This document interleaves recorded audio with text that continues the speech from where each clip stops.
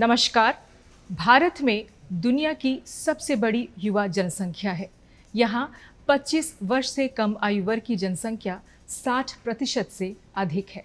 जहाँ हम नई शिक्षा नीति की बात करते हैं, नई शिक्षा नीति इसी जनसांख्यिकीय लाभ को लेते हुए युवाओं को कौशल तथा ज्ञान से सुसज्जित कर उन्हें देश की प्रगति को गति देना है। हमारा देश एक क्रांतिकारी शैक्षिक परिवर्तन के दौर में खड़ा है। नई शिक्षा नीति कई बदलावों, प्राथमिक शिक्षा से लेकर उच्च शिक्षा के परिप्रेक्ष्य में कई बदलावों का वादा करता है। यह बदलाव न केवल शिक्षा की पद्धति में बल्कि देश की भविष्य की दशा दिशा भी तय करेगी। इस परिवर्तन में विविधता, नवाचार और सबके लिए समान अवसर को प्राथमिकता देती है। आज हम इस चर्चा में इसी परिवर्तन के विषय में व्यापक चर्चा करेंगे और साथ ही मान्यता प्राप्त विश्वविद्यालयों यानी कि डीम्ड यूनिवर्सिटी की बढ़ती उभरती दुनिया के उच्च शिक्षा में आ रहे परिवर्तन पर भी चर्चा करेंगे। आज हमारे साथ मौजूद है प्रोफेसर के अग्रवाल, जो साउथ एशियन यूनिवर्सिटी के प्रेसिडेंट हैं। आप national board of accreditation government of India के पूर्व चेयरमैन भी रह चुके हैं। आप गुरु गोविंद सिंह इंद्रप्रस्थ यूनिवर्सिटी के पूर्व कुलपति रह चुके हैं। आप फाउंडिंग चेयरमैन KR मंगलम यूनिवर्सिटी के भी रह चुके हैं। प्रोफेसर साहब, आपका बहुत बहुत स्वागत है। आप जैसी बहुआयामी प्रतिभा और व्यक्तित्व को हमारे बीच पाकर हम बहुत आभारी हैं सर। सबसे पहले मैं यह जानना चाहूँगी कि साउथ एशियन यूनिवर्सिटी, जो सार्क देशों की एक विश्वविद्यालय की स्थापना की गई है, इसके प्रेसिडेंट के रूप में आपकी महत्वपूर्ण भूमिका क्या रहेगी और खासकर भारत को आप इस परिप्रेक्ष्य में कहाँ देखते हैं सर? ऐसा है कि ये यूनिवर्सिटी अपने आप में ही एक बहुत बड़ा एक्सपेरिमेंट है चेंज के लिए। मेरी नॉलेज में शायद कोई और ऐसा विश्वविद्यालय नहीं है सारे विश्व में जो 8 देश मिलकर फंड करते हों, मिलकर गवर्न करते हों, सारे देशों के बच्चे पढ़ते हों, सब देशों से टीचर्स आएँ। तो ये एक बहुत कोलैबोरेशन में एक तरह से बहुत ही अच्छा एक्सपेरिमेंट था। और सार्क देशों का महत्व इसलिए ज़्यादा था इस यूनिवर्सिटी में कि सार्क देश सारे के सारे इतने रिच नहीं हैं अभी भी। भारत सबसे बेटर है, लेकिन फिर भी सारे देश इतना डेवलप नहीं है कि हर नए विषय पे बहुत खर्चा कर सके। तो इसलिए ये परिकल्पना की गई कि इन सारे देशों के लोग अपने फंड्स को यदि पूल कर ले और एक विश्वविद्यालय में सारे देशों के बच्चों को ट्रेन कर लें नए विषयों पर।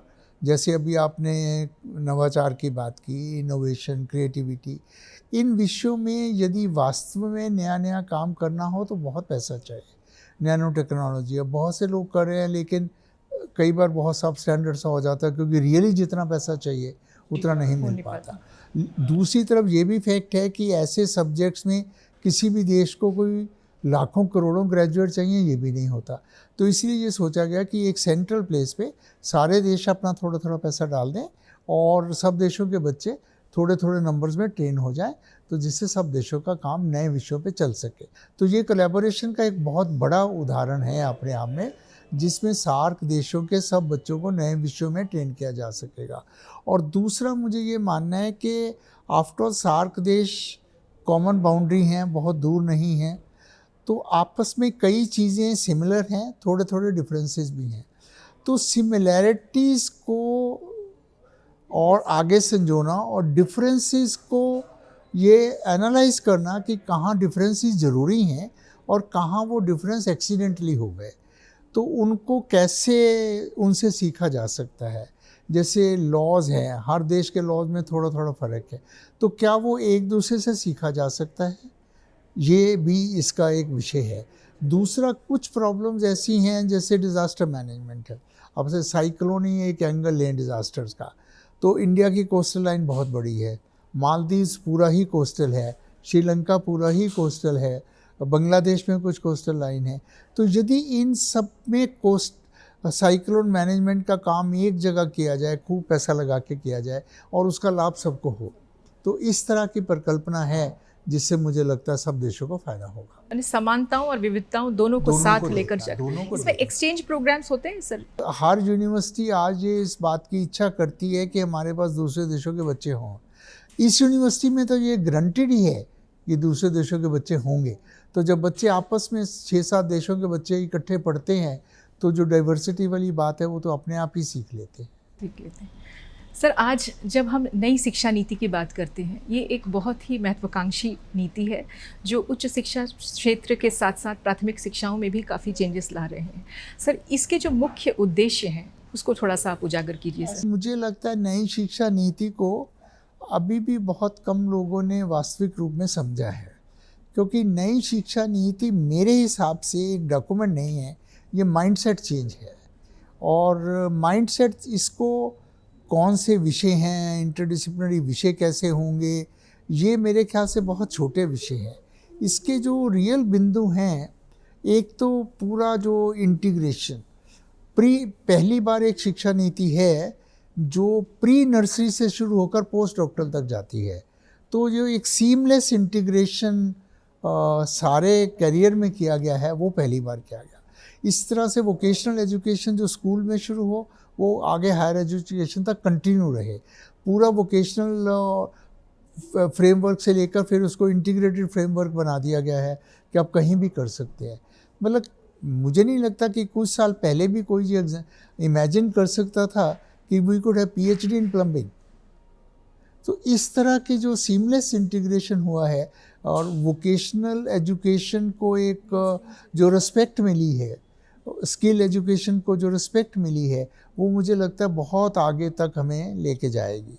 और दूसरा इसमें फ्लेक्सिबिलिटी, आप किसी भी स्टेज पे चेंज कर सकते हैं लाइफ में, एग्जिट कहीं भी ले सकते हैं। So flexibility in curriculum, flexibility in institution, you can change an institution without affecting your career. अब ये पहले ऑलमोस्ट इम्पॉसिबल था, अब ये इंकरेज किया जा रहा है। डिफरेंट मोड्स, आप कुछ कोर्सेज फॉर्मल मोड में ले लीजिए, कुछ कोर्स ऑनलाइन में ले लीजिए, ये अलाउड है। डिफरेंट देश से कुछ कोर्स ले लीजिए, डिफरेंट यूनिवर्सिटी से कुछ कोर्स ले लीजिए। तो कोलैबोरेशन आपस में कैसे किया जा सकता है, कम्युनिकेशन स्किल्स कैसे हर कोर्स में चाहिए, सस्टेनेबिलिटी की आपको आदत डालनी होगी, और वो सोशियोलॉजी के बच्चों को, पॉलिटिकल साइंस के बच्चों को भी उतने ही रेलेवेंट है जितने इंजीनियरिंग में है। तो इस पॉलिसी के जो मुख्य बिंदु हैं उन पे हमें ज़्यादा ध्यान देना चाहिए। और सब्जेक्ट कोई भी लें, लेकिन ये बिंदु उसमें कवर हों, ये इस तरफ ज़्यादा बढ़ना चाहिए, तब इसका फ़ायदा पूरा होगा। बहुत अच्छी बात कही सर, स्किल को, अप्लाइड एजुकेशन को बहुत महत्व दिया। और what I say many times is कि attributes of this policy are more important than the subject. तो हमें एट्रीब्यूट्स कैसे, जैसे हम आउटकम बेस्ड एजुकेशन कह दिया, तो आउटकम बेस्ड एजुकेशन के लिए हर सब्जेक्ट में हमने पूरा प्रयास किया कि नहीं किया। स्किल कह दिया, स्किल के लिए प्रयास किया कि नहीं किया। सस्टेनेबिलिटी कह दिया। अब जैसे जब मैं चेयरमैन NBA था तो हम वाशिंगटन अकॉर्ड के मेंबर हैं, जैसे तुम्हें बता, तो उसमें मैंने एक सजेशन दिया था कि किसी भी इंजीनियरिंग ब्रांच का बच्चा हो, वो कोई भी प्रोजेक्ट करे, उसका लास्ट एक पेज ये डालने की आदत डाल दिया जाए कि इस प्रोजेक्ट की कितनी कॉस्ट है, और इससे पहले जब यही काम होता था तो कितनी कॉस्ट में होता था, इस प्रोजेक्ट में कितनी एनर्जी कंज्यूम हो रही है, उससे पहले जब यही काम होता था तो कितनी एनर्जी में होता था, और क्या हम इस एनर्जी को नॉन रिन्यूएबल में ले जा रिन्यूएबल में ले जा सकते हैं। तो ये 3 लाइन हर प्रोजेक्ट के एंड में आ जाए तो सस्टेनेबिलिटी की हैबिट बन जाएगी। मतलब इकोनॉमिक्स भी आ गया, स्टैटिस्टिक्स भी आ गया, एनवायरनमेंट भी आ गया, सस्टेनेंस भी आ गया। तो वो एक ये चीज़ों का आदत बनाना है हमें। सिलेबस क्या है वो ठीक है, इम्पोर्टेंट है, लेकिन उस सिलेबस से ज़्यादा ये चीज़ों एक हैबिट में आ जाए, quality becomes a habit with you, वो लाना पड़ेगा, और तब शिक्षा नीति के साथ न्याय होगा। Sir, there are many implementation challenges, as you said, because there are multi-point factors that needs to be addressed. तो इन क्रियान्वयन समस्याओं को रखते हुए हम क्या उम्मीद कर सकते हैं कि कब तक ये शिक्षा नीति एक मैच्योरिटी के साथ इम्प्लीमेंट हो जाए? में कब तक का, जहाँ तक मुझे लगता है, जिसे अब यदि आप कहें कि पूरा कब तक होगा, शायद कभी नहीं होगा, क्योंकि ये एक जर्नी है, ये एक एंड पॉइंट नहीं है। इसमें तो जितने ये आदतें डालते जाएं उतना अच्छा है, और धीरे धीरे जब वो आदतें पक्की होती जाएंगी तो और मजबूत होता जाएगा। तो मुझे इस लगता है कि इसको इस पॉइंट ऑफ व्यू से देखना ही नहीं चाहिए कि कब हम अचीव कर लेंगे, क्योंकि ये एक यात्रा का रोड मैप है और उस यात्रा पे हमें आगे आगे चलते रहना है। जैसे मैं जब क्वालिटी रिलायबिलिटी में काम करता था तो हमेशा ये कहते थे कि परफेक्शन को ध्यान दो, ठीक है, पर उससे ज़्यादा एक्सेलेंस को ध्यान दो, विच इज़ अ जर्नी। तो मैं इस पॉलिसी को जर्नी के रूप में देखता हूँ, इसलिए। और ना ही मैं व्यक्तिगत रूप से ये हूँ कि भाई नहीं इतने साल में ये हो जाए। जितना हो रहा है, जितना गति से हो जाए, जितने ज़्यादा इंस्टीट्यूशन इनरोल हो जाएं, उतना अच्छा है। 100% की जिद हम करेंगे तो शायद हम कहीं ना कहीं काउंटर प्रोडक्टिव कर बैठेंगे, क्योंकि जब लोगों को जब लोग मेंटली प्रिपेयर नहीं है, जैसे मुझे लगता है सबसे पहले हमें शिक्षकों का माइंडसेट चेंज करना पड़ेगा। जब तक वो नहीं है, एक ऑफिस ऑर्डर से एनईपी इम्प्लीमेंट हो जाए, वो मुझे लगता ठीक भी नहीं लगता और ये भी नहीं लगता कि उससे कोई बहुत ज़्यादा लाभ होगा। हमें माइंडसेट चेंज करना है, माइंडसेट शिक्षकों का पहले चेंज करना है, वाइस चांसलर्स का करना है, प्रिंसिपल्स का करना है, रेगुलेटरी बॉडीज़ का करना है। जब ये ऊपर से माइंडसेट चेंज होगा, फिर ऑटोनॉमी की बात है। बिना ऑटोनॉमी की एनईपी इम्प्लीमेंट हो ही नहीं सकता जी। और ऑटोनॉमी को अभी भी मान्यता बहुत कम है, मतलब अभी भी हम एफिलिएटेड कॉलेज के रूप में ही ज़्यादा कॉलेजेस इस देश में हैं, जबकि हम सबको एकेडमिक वर्ड में पता है कि affiliation system is a hopeless system. तो ये जब चीज़ें चेंज नहीं होंगी तब तक इसकी इम्प्लीमेंटेशन में रुकावटें आती रहेंगी। तो हमें ऑटोनॉमी कैसे देना, फ्लेक्सिबिलिटी को एक्सेप्ट कैसे करना, गुणवत्ता को एक्सेप्ट कैसे करना। बहुत सही कहा सर, ये एक ट्रांसफॉर्मेशनल इन माइंडसेट है, ये बहुत सही कहा। क्योंकि अभी हाल ही में हमने एक वर्कशॉप का, तो कई शिक्षकों का ये मानना था, उच्च शिक्षा से ही मैं कह रही हूँ, कि हम ओल्ड सिस्टम में ही ज़्यादा खुश हैं, क्यों करें, इसमें बहुत सारे आयाम हैं जो हम शायद नहीं कर पाएंगे, लोग नहीं हैं, इस तरह के बहुत सारे रिजिड माइंडसेट्स है सर्टेनली, जिसको हमको ओवरकम करना होगा। सर, एनईपी 2020 में एक बहुत बड़ा आयाम है एस्टैब्लिशमेंट ऑफ डीम्ड यूनिवर्सिटीज़, जैसे कि आपने कहा कि अफिलिएशन मॉडल से ऑटोनॉमस मॉडल में आना। इसके लिए कई एप्रीहेंशंस है सर लोगों के माइंड में। ऐसे भी लोग सोचते हैं कि द्वीपों के परिप्रेक्ष्य में अगर मैं कहूँ कि सेंट्रल यूनिवर्सिटी डीम्ड यूनिवर्सिटी की तुलना में ज़्यादा बेहतर होगा, तो इसके लिए ये आप क्या कहना चाहेंगे? अंडमान निकोबार के परिप्रेक्ष्य में देखो श्रावणी, अंडमान निकोबार के संदर्भ में मुझे पर्सनली लगता है कि सेंट्रल यूनिवर्सिटी और डीम्ड यूनिवर्सिटी में कोई फ़र्क नहीं है। क्योंकि सेंट्रल यूनिवर्सिटी और डीम्ड यूनिवर्सिटी में फ़र्क क्या है? फंडिंग का फ़र्क है। Academically both are same. Funding का जहाँ तक आपके अंडमान निकोबार द्वीप का है, funding has to come from home ministry, government of India, either way. तो इसलिए कुछ फ़र्क नहीं पड़ता व्हाट यू कॉल इट। मेरे हिसाब से यदि ये सुनिश्चित हम कर सके, मतलब जो यूटी की गवर्नमेंट है, एजुकेशन मिनिस्ट्री है government of India, home ministry है गवर्नमेंट ऑफ इंडिया, ये सुनिश्चित कर सकें कि इस द्वीप के लिए शिक्षा का महत्व है और हमने इसमें पैसा इन्वेस्ट करना है, तो whether you call it A central university और डीम्ड यूनिवर्सिटी, मेरे हिसाब से ये सिर्फ एक कन्फ्यूजन है, इसका कोई फ़र्क नहीं पड़ता।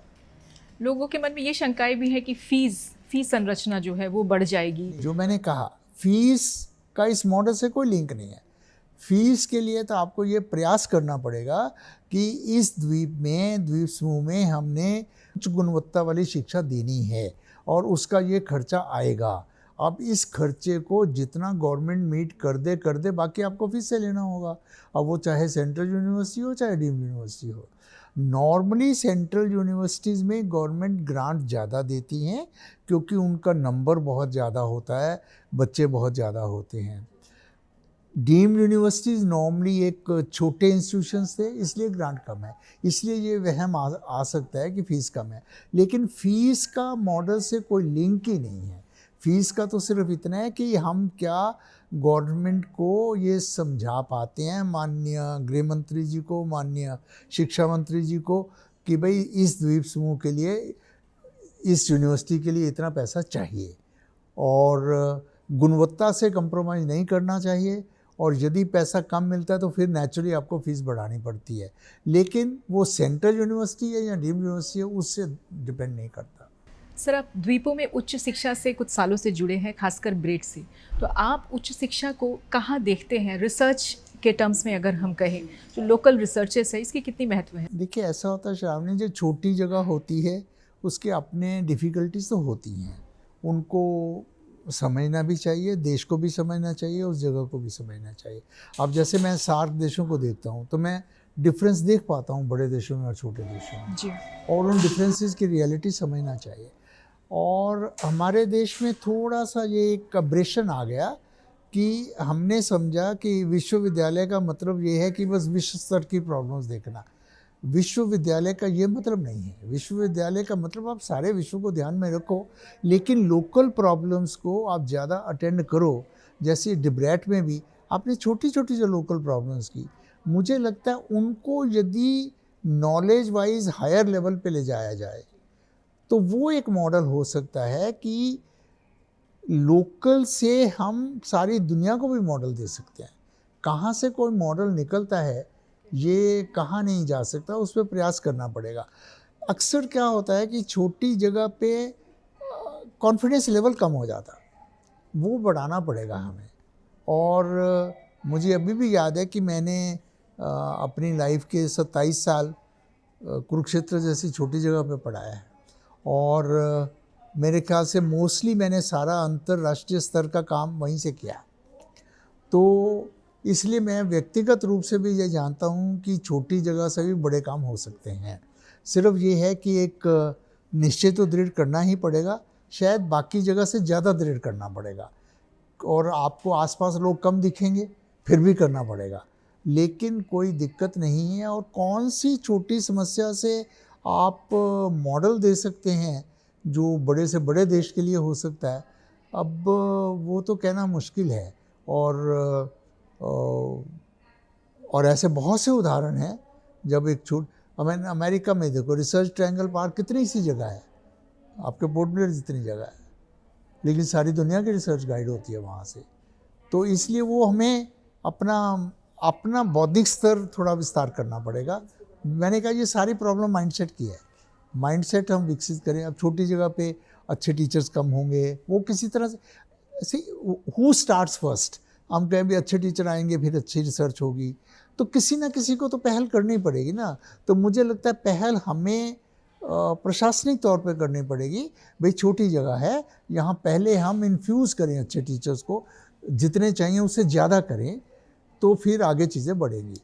सर, अगर हम की लोकेशन के हिसाब से देखें तो अंडमान निकोबार जो है दक्षिण पूर्व एशियाई देशों के ज़्यादा करीब है, तो क्या हम इसको एक, अब जब मिनिस्ट्री ने डीम्ड यूनिवर्सिटी की घोषणा कर दी है, तो इस डीम्ड यूनिवर्सिटी को क्या हम उस स्तर पे ले जा सकते हैं जैसे Asian institute of technology Manila है, ताकि हम उन देशों, मतलब मुख्य भूमि भारत के साथ साथ उन देशों के साथ भी हम कोलैबोरेट कर सके और आगे लेके जा सके? कर सकते हो, कोई दिक्कत नहीं है। और जैसा मैंने कहा कि जब गुणवत्ता लोगों को दिखती है तो फिर किसी देश को कोई रिजर्वेशन रहता नहीं है। ऐसे दुनिया में बहुत से उदाहरण हैं। लेकिन जो आपने मनीला का या AIT बैंकॉक है, ये जहाँ है ना, उन अपने नगरों की भी काफ़ी भूमिका है। मनीला राजधानी है, बैंकॉक राजधानी है। आपके यहाँ वो अभी लोकल जो क्रिटिकल मास होता है वो लोकल होना थोड़ा मुश्किल है। इसलिए आप अट्रैक्ट करिए दूसरे देशों के लोगों को, लेकिन अभी मुख्य भूमिका तो शायद थोड़ी डिफरेंट रखनी पड़ेगी। मतलब अभी हमें कोलैबोरेटिव रूप में ज़्यादा देखना पड़ेगा, क्योंकि जब तक हमारा अपना क्रिटिकल मास बहुत कम है तब तक उसकी भूमिका को डायरेक्ट ट्रांसलेशन के रूप में मैं नहीं देखता। सर, विविध पृष्ठभूमि से, डिफरेंट डाइवर्स बैकग्राउंड से आने वाले छात्रों को हम इंक्लूसिव एजुकेशन या मोर एक्सेस टू हायर एजुकेशन कैसे दे सकते हैं? एक्चुअली मेरे ख्याल से ये जो प्रश्न आपने पूछा, ये प्रश्न अपने आप में NEP के अगेंस्ट है। एक्चुअली यदि हम वास्तविक शिक्षा का स्वरूप देखें तो शिक्षा का डिज़ाइन हर विद्यार्थी के लिए अलग होना चाहिए, जो हमारा गुरुकुल की परंपरा थी। बिकॉज शिक्षा is not a mass product, शिक्षा इज़ एन इंडिविजुअलाइज प्रोडक्ट। शिक्षा का रियल मतलब ये है कि एक विद्यार्थी जब हमारे इंस्टीट्यूशन में आया उसका क्या लेवल था, और जब वो यहाँ से निकले उसका क्या लेवल होगा, और ये लेवल उसके इंटरेस्ट से भी डिफाइन होता है इसलिए कॉमन लेवल सारे इंस्टीट्यूशन का नहीं हो सकता, और इस ट्रांसफॉर्मेशन को इनेबल करना हमारा काम है। इसलिए समानता तो मेरे ख्याल से आउटकम बेस्ड एजुकेशन के काउंटर है, तो समानता की बहुत ज़्यादा कोशिश नहीं करनी चाहिए। लेकिन समानता में हमें इसलिए आना पड़ा कि जब हमें रिसोर्सेज की थोड़ी कमी रही और क्लास साइज 60 रखना है तो समानता लानी पड़ेगी। तो हमें धीरे धीरे रिसोर्सेज को कैसे मोबिलाइज करना, और इसीलिए नई एजुकेशन पॉलिसी में डिफरेंट सब्जेक्ट्स आप डिब्रेट में आप म्यूज़िक के टीचर नहीं रख सकते, लेकिन आर्ट्स एंड साइंस कॉलेज में म्यूज़िक के टीचर्स हों, तो यदि बच्चों को 2 म्यूज़िक के सब्जेक्ट लेने हैं तो जाएं। इसलिए हमारे यूनिवर्सिटियों को, हमारे कॉलेजेस को शायद 24 घंटे नहीं तो 17-18 घंटे काम करना पड़ेगा, और उसमें ये नहीं कि हर टीचर को रोज़ 17-18 घंटे काम करना पड़ेगा, लेकिन ये हो सकता है कि मंडे को हमारी क्लास सुबह 7 से 8 हो और ट्यूसडे को शाम को 9 से 10 हो। ये जब तक हम माइंडसेट नहीं करते तब तक हम बहुत विविधता ला नहीं पाएंगे, और जब तक विविधता नहीं ला पाएंगे outcome based education real sense में नहीं आएगा। अब हम यदि कहें कि नहीं इंजीनियरिंग के बच्चे स्पोर्ट्स के कोर्स ले सकते हैं, तो वो किसी स्पोर्ट्स यूनिवर्सिटी में हो सकता है, या म्यूज़िक के कोर्सेज लेते हैं तो वो आर्ट्स एंड साइंस कॉलेज में होगा। इंजीनियरिंग कॉलेज में म्यूज़िक डिपार्टमेंट बनाना मुश्किल होगा। तो इसी तरह से यदि आर्टिफिशियल इंटेलिजेंस के कोर्स सोशियोलॉजी वालों को लेने हैं तो उनको कंप्यूटर साइंस डिपार्टमेंट की तरफ देखना पड़ेगा, लेकिन उनको चाहिए। तो इस तरह से अपना होराइज़न कॉमन सिलेबस से जितना हटा सके उतना हटना पड़ेगा। मेरे ख्याल से हर इंस्टीट्यूशन में यदि हम ये रफ सा फार्मूला बना लें कि 50-60% से ज़्यादा कॉमन कोर्स होगा ही नहीं, तो ये चीज़ अपने आप आएगी। जैसे करिकुलम में बकेट्स होती हैं, हाँ, तो करिकुलम में बकेट्स हों, depending upon the interest of the student हो। आज तक कभी किसी स्टूडेंट को तो पूछा नहीं गया कि तुम क्या चाहते हो, कुरिकुलम हम लोग ही बैठ के बना लेते हैं। तो हर स्टूडेंट का इंटरेस्ट हो। स्टैनफोर्ड जैसी यूनिवर्सिटी ने कंप्यूटर साइंस एंड म्यूज़िक पे डिग्री कोर्स शुरू किया, कंप्यूटर साइंस एंड इंग्लिश पे डिग्री कोर्स शुरू किया। अब स्टैनफोर्ड यूनिवर्सिटी जैसी यूनिवर्सिटी कोई माइंडलेसली तो काम नहीं करे। जब उन्होंने ये किया तो उन्होंने कुछ बच्चों को स्टडी किया उनके रिक्वायरमेंट और ये कोर्स शुरू किया। हाँ, ये बात अलग है कि इस तरह के बच्चे शायद देश में 50 ही चाहिए हों। हमारे यहाँ एक भेड़ चाल ये है कि जो कोर्स थोड़ा अच्छा बना वो फिर सबको शुरू करना, और सबको शुरू करना तो वो किसी काम का नहीं रहेगा। तो इसलिए हर यूनिवर्सिटी की ऑटोनॉमी इसलिए ज़रूरी है कि कोई यूनिवर्सिटी किन्हीं 3 एरियाज़ में एक्सेल करे, कोई यूनिवर्सिटी किन्हीं 6 एरियाज़ में एक्सेल करे, और उस एक्सेलेंस को ही एक मॉडल बनाया जाए। जी सर, आज से 10 सालों में आप उच्च शिक्षा को कहाँ देखते हैं? मैं एक हार्डकोर ऑप्टिमिस्ट हूँ बाई बर्थ और बाई वर्क। तो मुझे तो लगता है कि सब कुछ धीरे धीरे ठीक होगा और हम आगे बढ़ेंगे। लेकिन मैं दोबारा यही कहूँगा कि हम बहुत ज़्यादा समय कुरिकुलम डिज़ाइन करने की बजाय एट्रीब्यूट मॉडिफिकेशन, एट्रीब्यूट अडेप्टेशन में लगाएं। और किसी वैज्ञानिक ने कहा था कि साइंस की, टेक्नोलॉजी के इतने इनोवेशंस, इन्वेंशंस हुए, लेकिन शायद सबसे बढ़िया और बेस्ट इन्वेंशन जो लास्ट सेंचुरी में हुआ है वो ये है कि ह्यूमन माइंड इज़ अडेप्टेबल, और हमें उसको ज़्यादा इनकैश करना चाहिए कि ह्यूमन माइंड की अडेप्टेबिलिटी को हम हर इंडिविजुअल माइंड के हिसाब से कैसे बेस्ट ट्रेन कर सकें। और मुझे लगता है कि इस NEP को यदि इस स्वरूप में ज़्यादा से ज़्यादा लोग देखेंगे तो इम्प्लीमेंटेशन होगा और हम वहाँ जाएंगे जहाँ जाना चाहिए। नहीं तो हम वो चीज़ें ला ही नहीं पाएंगे जो ज़रूरत है। जैसे हम पब्लिक हेल्थ इंजीनियरिंग शुरू करते हैं तो सिविल इंजीनियरिंग में 3 कोर्स चेंज कर दिए पब्लिक हेल्थ इंजीनियरिंग। अब जिसको बायो के TDS की डेफिनेशन नहीं पता वो पब्लिक हेल्थ इंजीनियर कैसे हो सकता है? लेकिन बायो क्योंकि होता नहीं हमारे पास इसलिए करते नहीं। तो इसलिए यूनिवर्सिटीज़ का आपस में इंटरेक्शन, प्रॉपर कोर्स डिज़ाइन हो ही तब पाएगा जब कोलैबोरेटिव होगा। जैसे कई यूनिवर्सिटीज़ आज है अभी भारत में जो बायो ऑफर करते हैं सिविल इंजीनियरिंग में। जैसे आपने कहा, तो मेरा बेटा पढ़ रहा है civil engineering, they have studied bio in their first semester. तो ये है इन फर्स्ट सेमेस्टर तो अब AICTE ने भी कह दिया जी। और मुझे ये ध्यान है श्रावणी, जब बीटेक कंप्यूटर साइंस इस देश में शुरू हुआ था तो फर्स्ट कुरिकुलम मीटिंग में मैं था और उसमें बाकी 4 लोग आईआईटी से थे। तो मैंने उस समय कहा था कि कंप्यूटर साइंस में कम से कम बायो का एक फर्स्ट कोर्स चाहिए, क्योंकि इन बच्चों ने 12th में भी 11th-12th में भी बायो नहीं पढ़ा, लेकिन जो आने वाली कंप्यूटर साइंस है वो इसके बिना नहीं होगी। लेकिन उस समय आई वॉज वोटेड आउट, तो नहीं हुआ। लेकिन अब लोग समझ रहे हैं कि इसकी ज़रूरत है। तो ये इंटीग्रेशंस, अब आर्टिफिशियल इंटेलिजेंस, आप साइकोलॉजी से हेट करेंगे तो आर्टिफिशियल इंटेलिजेंस कैसे कर पाएंगे? अब मुझे अभी भी बहुत से ऐसे लोग पता हैं जो आर्टिफिशियल इंटेलिजेंस में काम करना चाहते हैं लेकिन गणित से हेट करते हैं। वो नहीं हो सकता। हाँ, यदि आपने आर्टिफिशियल इंटेलिजेंस की सिर्फ एप्लीकेशन ओरिएंटेशन है करना है तो अलग बात है। यदि वास्तव में आर्टिफिशियल इंटेलिजेंस करना है तो मैथमेटिक्स बहुत स्ट्रॉन्ग करना पड़ेगा, कॉग्निटिव साइंस बहुत स्ट्रॉन्ग करना। तो इसलिए मैं कह रहा हूँ, अब किस बच्चे का रुझान एआई के किस डायमेंशन की तरफ है उस हिसाब से हमें करना होगा। अदरवाइज तो हम फिर मैं सब कई चीज़ों में कर देंगे। जी सर, ये जो माइंडसेट चेंज करने की बात कही, आप अपने अनुभव से कुछ हमें सलाह दीजिए कि कैसे माइंडसेट चेंज किया जा सकता है। माइंडसेट चेंज, श्रावणी, कोई इसका फार्मूला नहीं है मेरे ख्याल से।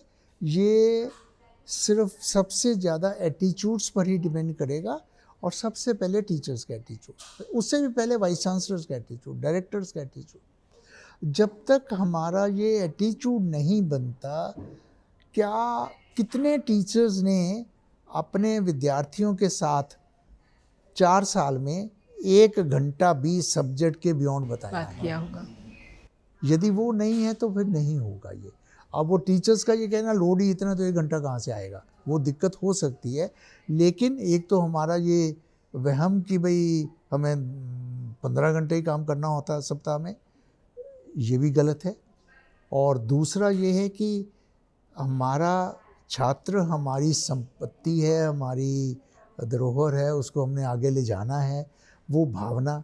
इसलिए मैंने पीछे एक कन्वोकेशन में कहा था, नई शिक्षा नीति मेरे हिसाब से तो एक वाक्य की बात है कि बच्चे को क्या पढ़ाना है ये मुख्य बात नहीं है, बच्चे को क्या बनाना है ये मुख्य बात है। सर, ये रिक्रूटमेंट पॉलिसी में क्या हम इस आयाम को भी ला सकते हैं? क्योंकि जब हम रिक्रूटमेंट करते हैं यूजुअली हम टेक्निकल क्वोशंट पे ही ज़्यादा ध्यान देते हैं। रिक्रूटमेंट में इसको लाना ही होगा।